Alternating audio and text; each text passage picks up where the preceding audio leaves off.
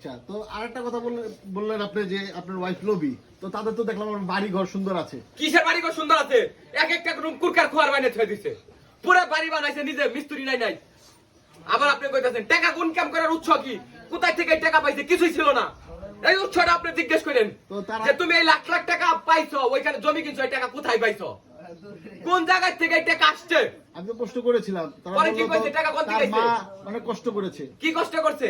মা কাপড় বিক্রি করছে, কাপড় কোন দিয়ে বেচছে? কাপড় কোন দিয়ে বেচছে? এই 5-6 বছরে কাপড় বেচে 70-80 লাখ টাকার মালিক হইছে। তাহলে তো অবৈধ ব্যবসা করছে। তাইলে অবৈধ ব্যবসা করছে। কি এমন ব্যবসা করছে? কাপড় ওই ছোট্ট এক সাধারণ দোকান থেকে 70-80 লাখ টাকা ব্যবসা হয়, 3 জায়গায় জমি কিনে। ওদের টাকা ইনকাম করার উৎস কি ছিল? সোর্স কি ছিল?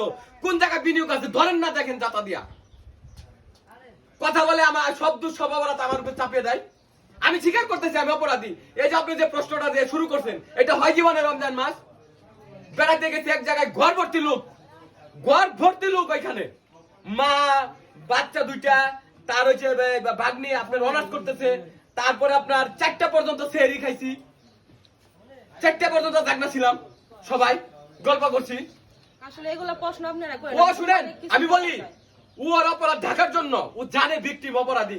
আমি তো সুযোগ দিয়েছিলাম যে ওর ফ্যামিলি লাইভে বলছে, আমার ফ্যামিলি এখানে বসি, ফ্যামিলিগত ভাবে একটা কথা বলি, একটা মিউচুয়ালে যাই, যদি সৎ সাহস থাকে কেউ থাকবে না, ওনারা আসুক, আমার লাইভে আছে, চেক দিলে দেখতে পারবে।